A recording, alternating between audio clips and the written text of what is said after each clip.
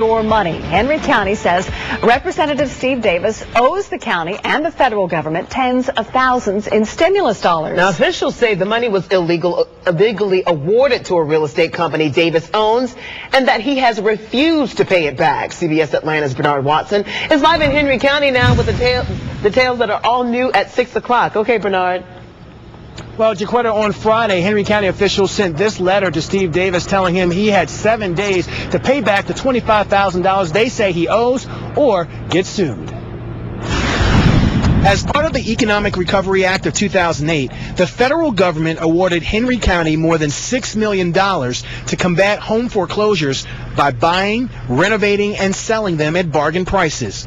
But one of the stipulations was government officials could not profit from the program. Late last year, though, Henry County says it discovered a problem with 2 companies it hired. If you're looking at some of the contracts that some signatures were on some of those contracts that we felt might be a conflict of interest. So county officials contacted the feds. Ultimately, they did come back and say that there was indeed a conflict of interest, and they weren't going to reimburse us for that money. They say the conflict involves a company owned by State Representative Steve Davis and a second company that employs State Rep. John Lunsford. The county says the companies were awarded a total of about $40,000 that must be repaid. John Lunsford said that he would reimburse us the money. But she says Davis says he won't pay the $25,000 he owes, leaving taxpayers on the hook. We tried calling Davis. Hi, this is Steve Davis, State Representative.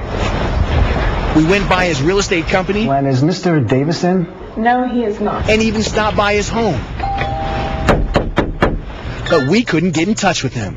Friday, the county sent this letter that says in part, since the DCA has determined it will not reimburse Henry County due to the aforementioned conflict of interest, these payments must be refunded to the citizens of Henry County. Accordingly, please accept this letter as a final request for payment of $25,313 to Henry County to resolve this matter. We ask that payment be made within 7 days of your receipt of this request. Now, just a few minutes ago, we got an email from Mr. Davis that reads in part, let's see the full screen now. We are reviewing the documents closely and will respond appropriately. However, we believe that we have fully complied with the law and will, of course, continue to do that.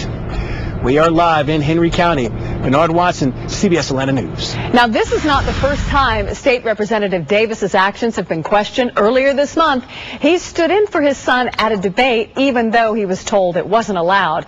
His son, Ryan Davis, is running for a Henry County school board seat. The younger Davis is accused of threatening his opponent, Rodney Christopher, to drop out of the race, or he said he would expose his run-ins with the law. Also, right now, Clayton County Police continue to search for a 15-year-old